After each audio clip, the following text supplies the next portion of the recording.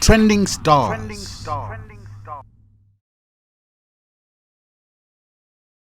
This is Trending Star, and today we have Mtameni, and I am Alinafe Chunga. Komano Mtameni. First Yes. things first, where's your guitar? Because I'm ready for some, good vibes, Johnny. Okay, so unfortunately, actually, I have a performance tomorrow. So before I came here, I was actually practicing. But I actually didn't know that this was going to involve me performing. That's the reason I was really But then don't worry. The guitar is on its way. It's coming. It's coming. Okay, Yeah, the guitar is coming, and you're going to see me and watch me perform. All right, guys, be ready. Stay locked in because, this performance is going to be top notch. Perfect. Yeah, and then just tell me for starters, how would you describe your genre? My genre. Okay, so in area, I'm one of those artists that you can't necessarily just fit me into one genre. They said an artist so good okay, this artist is doing like local music. Yeah. This artist is doing Afro. This artist is dancehall. Yeah. Mtameni is an artist that likes to, what can I say? I like to fuse. So the three main genres that I fuse. So I'm taking inspiration from folk music. Okay. Yeah, so folk music, African traditional music, Okay. And the second genre is R&B. Okay. So when you listen to my vocals, then you start to see, okay, this person actually he has got a lot of R&B influences. Yes. And then the third influence is Afro. Okay. So and nobody might Afro music. We can't run away from Afro. The percussions of Afro music, Yes. The vibes of Afro music, So yeah, that's what I can say with Ibanova. That's the kind of genre that I'm doing. Okay, all right. Now, what inspired you, Guriya? Let me fuse these things together and come up with something. I'm pretty sure you say I think it's really because I love all those genres that I'm talking about, and also because as an artist, I feel like I don't necessarily fit into one of those genres. I wouldn't just say for example, just like a traditional Malawian music artist, because I think I've grown up with all those influences. So for me, I think it was just natural. It wasn't necessarily like something that I planned. Let me take a bit of Afro, let me take a bit of like folk music, let me take a bit of R&B. It was just always a natural thing for me to do. Yeah. Okay, and now you've talked about influences. What were some of your musical influences as you started, to feel this music thing inside you? I remember in Harinage, I got asked this question, and I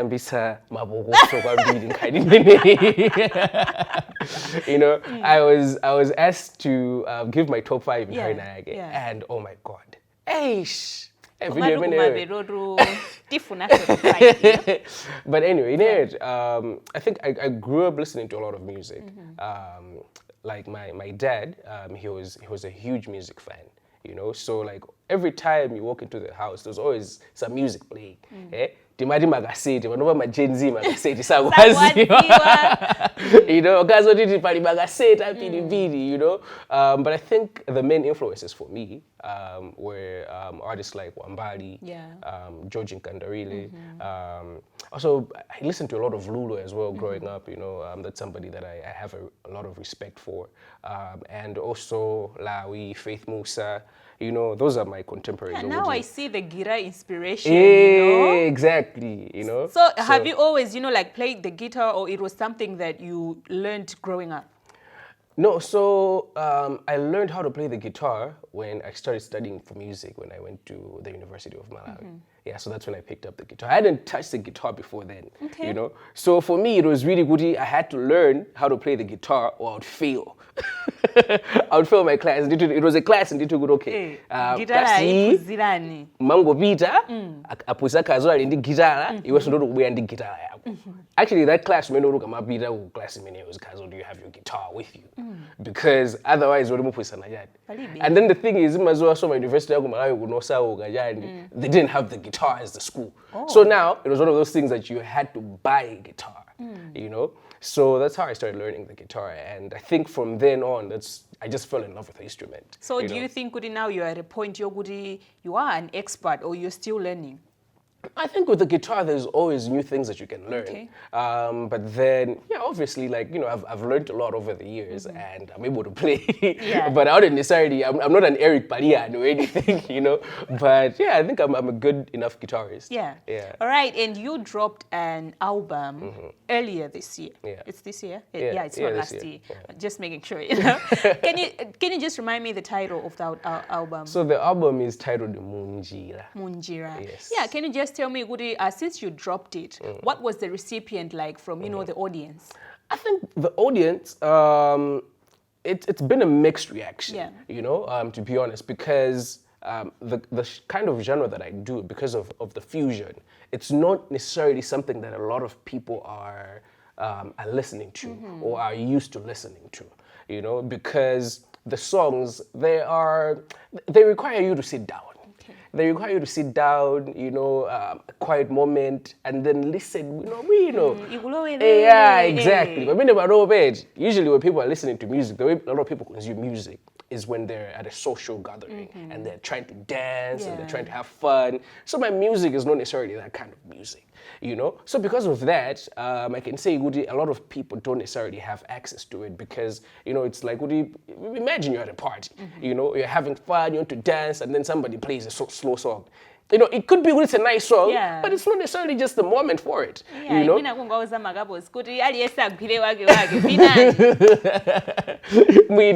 could be the thing. Yeah, so it doesn't necessarily had like a huge amount of like, let's say like it's blown up. Yeah. But then the people that appreciate that kind of music really loved it. I remember there's this guy, he used to work with Q Malawi. They actually, he's the guy that they had like a producer. They were kind of a producer duo. Yeah. So they used to work together. When he listened to the album, he kept calling me. Okay. He was so surprised. He was like, "Yo, this is so great." He really, really loved the album. So the people that love the album and that love, the kind of like, sort of like Afro soul type of music, that's sort of fusion, jazzy type, slow sound, they really love it. But then for people that, for them, they just want mazambiri biri and mapungoso, then maybe it's not necessarily there, that cup of tea. Yeah, you're on a road trip, you just want to clear your mind. Exactly. You wanna like, exactly. I need some inspiration right now. Yeah. But I think for me, it was always a great achievement, and also the reviews. Like I know a lot of newspapers covered it. So no, I think the buzz has been great. I've been approached by a couple of event planners as well to perform. So yeah, I think it's been good. It's been good. All right, now maybe just in brief, can you just tell us what Mjira, the whole album actually talks about? So Mjira is, a journey, right? You're starting a journey. You start from the beginning. You start the journey. And then there's a certain point that you haven't reached the destination. You are on the way. So that is what Mjira is about. So it's about me being on this journey, but I'm on the way. I haven't necessarily reached the destination that I want to get to, but I'm somewhere in between. So I feel like that's where I'm at in my life right now, where I'm not necessarily at the destination.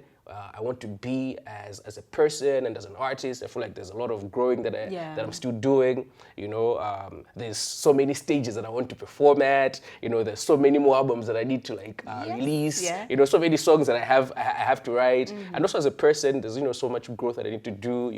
So I just kind of felt like I'm on the way, and I was just sort of like explaining my life as it is currently. All right. Yeah. All right. Now, so being an up-and-coming artist, I think I came across this post by Facebook by DJ Maggie. He was like, "AI, as an up-and-coming artist, why would you be dropping an album when people don't really know you?" It was a debate. Yeah. What's your take on that? Being you're an up-and-coming artist and you dropped an album. Okay. To be honest, all respect to DJ Maggie. He's a great producer and he's done a lot for music. But then it depends on who do you are as an artist. What is your end game? You know, because and as artists, we come into the industry for different reasons, and we make music for different reasons. You know, other people just want to make a huge hit. Yeah. You know, so if your whole purpose as an artist is you're coming into the game to make a huge hit, you want like people to like listen to your songs in clubs, play it everywhere, then maybe an album is not the best way to go. But if you're trying to create a body of work, because album is a project, it's not like it's an isolated thing. You know, you're creating this thing to be like one thing. You know, so you're presenting it as one thing instead of 10 songs. You get? So that also requires a certain type of mindset that you want to create this thing whereby all the 10 songs in the album, they're speaking to each other. They have a specific theme, you know? So if that's what you're trying to do as an artist, that's not the same thing that an artist that's trying to make a hit is doing. So it depends what you are as an artist. What do you want? Do you want to give people an experience of listening to this body of work where they go through track number 1, track number 2, track number 3, and other people want to do that, and not a lot of people want to listen to music that way. But then I'm trying to know, then those are not your target audience. But then you're talking about your target audience at they really appreciate the instruments, appreciate the arrangements, you know. So if you're that kind of artist, then I would urge you to go ahead and make an album. Okay, you know? guys, Mtameni. If you want, drop an album. If you do not want, then drop it. At the end of the day. But then, you know, for a fact, as I said, it depends on your vision as an artist. Ngadi, I know for a fact, the festivals out there that will not take you seriously unless you have an album. You know? Yeah. So if you only have hit singles, they'll just think you're just there following trends. But being an artist like me, I'm not following trends. I want to create the trends. So it's a huge difference in the artist. I want to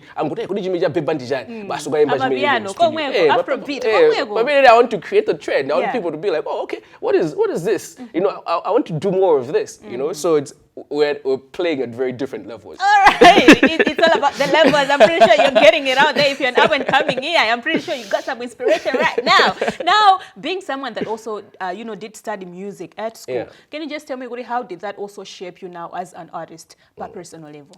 I think it's, like education opens your mind, you know. You're just creating music and you don't know anything. You don't necessarily understand the technicalities of the things that you're doing, you know, because, like music is a language. And like any other language, you need to know the alphabet, you know, like how do you create these words in the music language. So school helps you to shape that, to really understand, okay, this is so you get. So I think that has really shaped me as an artist. Before I went to music school and after I went to music school, I think my approach to music really, really changed. Like I had a very systematic way of doing things. And actually, if you listen to my album, you can actually see actually knows what they're doing, like, and not to brag or anything, but that is yourself. Exactly. Yeah. The kind of music that I do is for people that can understand sophisticated music. Okay.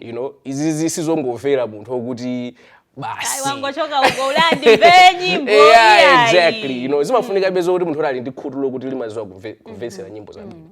So that's what music school does. It makes you, because like the kind of songs that I do, they can play anywhere in the world. Yeah. They can play in Europe and people are going to appreciate them. They can play in Africa, people are going to appreciate them. They can play in America, people are going to appreciate them. But many to be honest, and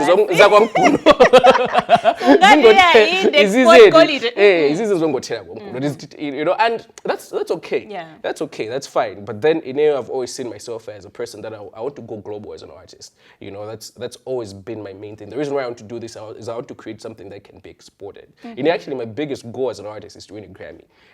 So Grammys, here we come. Actually, I'm starting to write some new songs, and I'm writing with my band, and we're like, guys, what is easy? Win a Grammy. Do you know how my submissions are kumatumiza? That's how it starts. Yeah, definitely. This person was, here last year, the next year, and then like, Grammy nomination, Grammy award, it's coming home. It's coming. It's coming home. Yeah, all right, now tell me, what's your producer selection like with the type of music that you do? And to be honest with you, right, Malawi kunoku, when you're doing the kind of music that I'm doing, it's not easy to find producers. You know, it's very hard. And actually, when you see the, you know, like people that I can say what are in my lane, it, for example, Praise Omali, Malawi, most of them just produce their own music because it's very hard for you to, like a lot of producers might know as well. It's either I'm a hip hop. Amapiano,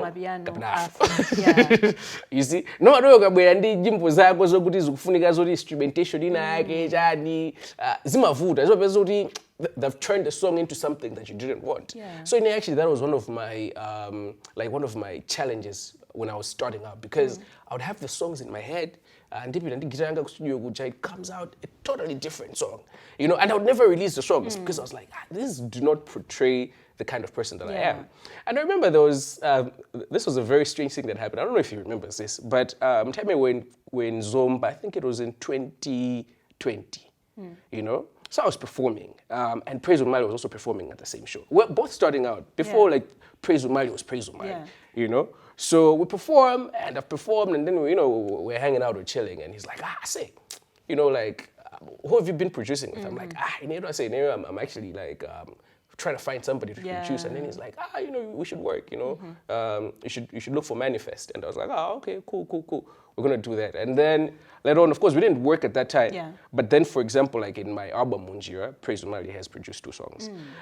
So, you know, I think he's the kind of person that understands the kind of music that I'm doing as well. But then it has been a struggle. Most of the songs, it was actually produced by me personally, working with members in my band, recording. We just book a studio and then we record the songs and then have other people mix the songs and then master the songs. But then I didn't necessarily like work with any other producer apart from Praise Omali. And there was also this guy named Liv. He's a very, very good up-and-coming producer. So that has been like my producer selection. When I don't think we're producing your nyimbo is it? I'll make a lot of money. You are going to make a lot of money, but then the thing is, it doesn't matter. It doesn't matter. At least I know what I'm doing is authentic. 1 million Malawi, so you already know. All right, now, you know, everybody has dreams, you know. In as much as, I'm pretty sure you have dream collaborations of people. I'm pretty sure Malawi, Ndilulu might be on the list. Yeah, exactly. But maybe aside from these 2, who else would you like to collaborate with in Malawi? I think there's a lot of artists that I would definitely like to collaborate with. But then I've also been like Iguti, even in my music career so far, I've had the opportunity to collaborate with like some legends. For example, I have already collaborated with Faith Musa. We released a song last year. And he's a very good friend of mine, you know.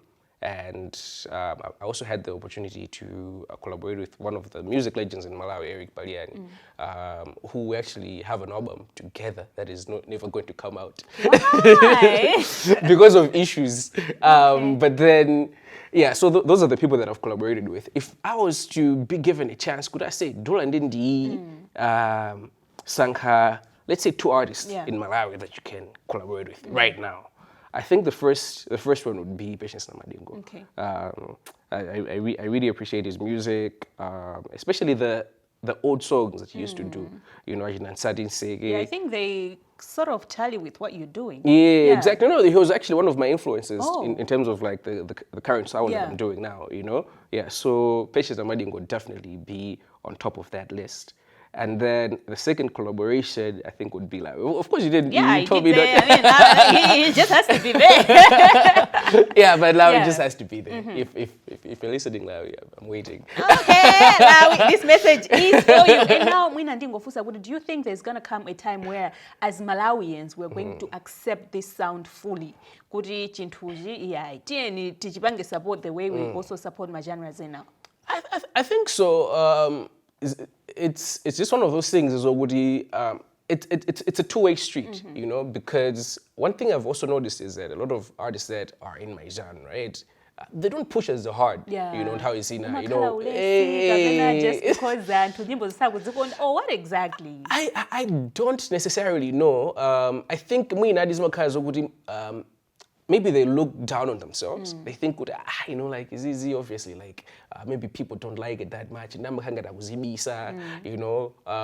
So because of that, our genre sometimes sort of gets like overlooked, you know. But then on the other hand, also, like, I think in general, so people in Zambia just feel like nyimbo is easy, you know. Maybe they're not necessarily like huge fans, you know. So I think it's a one-way street. I think people have the ability to recognize good music. And like every time when I'm talking to someone and they're like, oh wait, you're an artist, like let me listen to your music. They're like, oh, this is really good music. But then I think it's also just about who as an artist, how hard are you willing to push your craft? You know, because you know I've never seen anyone who does this genre of mine that has pushed Kwambili to the point where they're really pushing, they're releasing like albums, they're releasing music videos, they're doing like social media runs, you know, and then it doesn't work. I feel like, you know, like hard work always gets, you know. Yeah, exactly. Yeah. So I think it's a two-way street. Trending stars. You've been in the music industry for quite some time now, and I I'm pretty sure you have noticed some gaps that we have in music industry ya Malawi. Can you just tell us some of the gaps that you've come across, and if there are any solutions especially for an up-and-coming artist? Yeah. I think when I was coming up, the biggest gap that I noticed was in terms of like representation, when it comes to festivals or my shows, I realized they would only select one type of artist. And I think it's still there, you know, because people assume when people go to these events, everyone likes the same thing. So I know there are other festivals that are doing like different things. For example, Kabula Festival, like shout out to them, they're recognizing like niche artists. But then when it comes to a lot of events, I know the event planners want to make money. But then it's also a platform they can use to also give props to other artists. You know, so there's always like, I mean, like when you see a show, you can almost predict artist abaga in the show. So I've seen that's, for me, I feel like that's a huge gap, and also I think it's an opportunity that we fail to utilize to market these other very, very good artists that are there in Malawi. I mean, we could have shown them to people, but then because maybe we're not necessarily ready to take my risk and then we don't show them. The second gap that I've noticed is when it comes to my producers. We were talking about it. We have like my specific producers, you know, that are doing urban music. But when it comes to my live instruments, something that is diverse, something that is local, something that is fusing my genres, no one been guiding my producer, you know. So I feel like that's a gap that's there in the industry. And then this other gap, the third gap that I'll talk about, I think it comes to authorities, the government.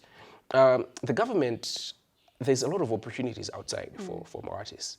But then I feel like when they're discussing things on the table, for example, let's say ambassador exchange, you know, usually they're just saying I feel you know, but then I'm an artist. And you know, the crazy thing about art is for example, when it comes to exporting things like, let's say, agricultural produce, you can only, the amount of money that you can make is only determined by the amount of things that you export. But when it comes to art, a single song has the ability of making $1 million, just a single song. And that is unprecedented, you know? So imagine, would you want song makes $1 million and you've just exported that one song, sikufunika chindege chacho, sikufunika matraki, you know, it's just about just giving an opportunity to that one single song or that artist could, okay, this artist agabange perform. And then the ripple effect is also quite huge because then now the producer, videographers, Mamodeo, Jani, all these people get to benefit. And also it's because it's a young population as well. So when it comes to like, if you're trying to empower the youth, then art is a very huge thing that you need to also, as government needs to look at. So I feel like those are the gaps that are there. Okay, on the producer part, I'm coming in, don't worry. Gotta work on that, and I'm pretty sure the government has heard that part. I mean, that's so insightful. Yeah. They should do 1 or 2 things on that. Yeah, and that's something that we're pushing, you know, as artists. You know, Panobabe, I think as a creative industry, and we've become quite vocal, and these things are being like, you know, they're being transferred to the government, and they have these ideas on their table, but I think it's just about you know, they should really understand it. But okay, you know, like there's need for investment in the creative industry. All right, now you started this year with giving us an album. What next? Actually,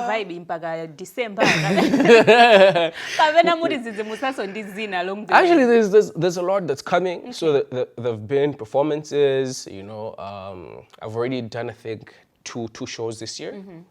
There's more coming up. Yeah. We're talking off camera. On Friday, the 17th of April, I'm performing at Kaza Kitchen. I don't know when this is coming out. Yeah. So there's that event coming up, and then also there's Art in the Park on the 8th of May.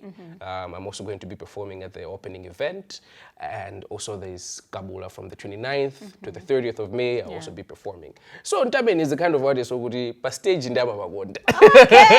Per stage in Dama Magonda, you know, you're always going to see, like if you go through my Facebook page, there's so I'm always performing, but then on top of that, I'm releasing a music video soon. Okay. The music video for Mjira, the title track of the album, that's coming. It's already been shot. I think there's just like a couple of things that we need to fix, but that's on the way. And I think lastly, there's also an EP that's going to come out. Okay, so album, EP, we love the consistency. Yeah, exactly. So EP, nyimbo zambi talimbagale, about just kind of production nature. That's where I come in.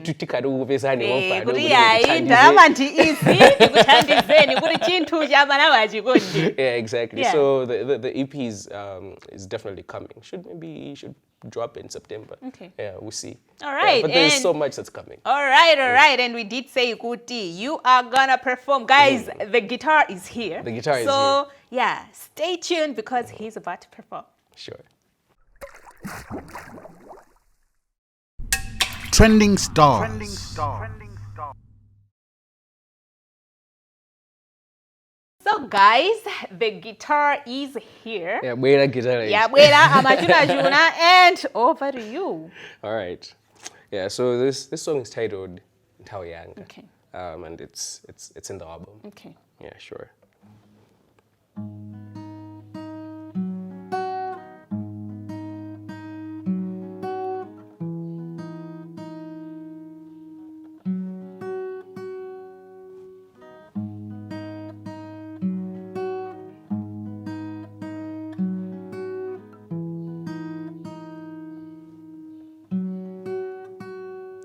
Ndili musana papewa kachikwama, rent ndangolipila dzana, kabasi ketika, zambiri sitika. Mawa ndidzuke somwa nsanga, maripoti akuwafuna bwana, madigiriwa. Sitingapangire zina, moyo wa bola be, mangosaka dola be. Siku matabe kangokula kena kake moyo wa bola be mango saga dola be kuma siku matabe kangokula kena kake Nthawi yanga ikwana litilo nthawi yanga, nthawi yanga, ikwana litilo, ikwana litilo. Oh,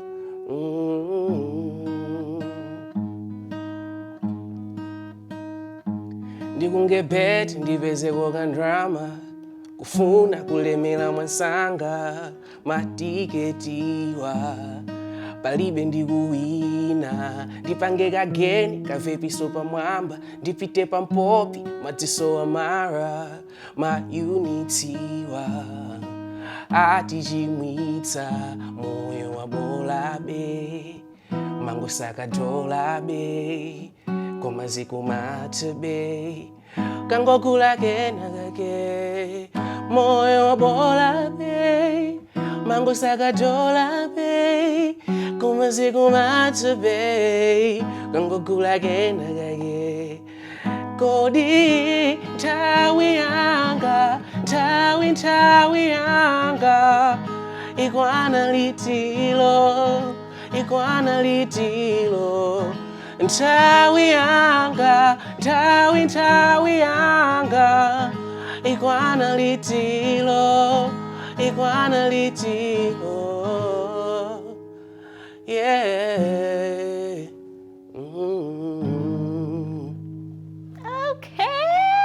Guys, if you haven't listened to the album, please go give it a listening ear. Izi ndizogo ndantu osariza. Asari nyimbo za pogoso jani we're talking about pure music. So thank you so much for coming through. Thank you so much for having me. And of course, shout out to the, guitar bringer. I mean, without the guitar, you wouldn't have this experience. And I'm pretty sure he's going to be performing at several places. Be there. When he loves performing on stage. I love the stage, yeah. Exactly. All right, guys. This has been Trending Star, and I am Alina Fechunga. Let us meet again in the next episode of Trending Star. Trending Stars.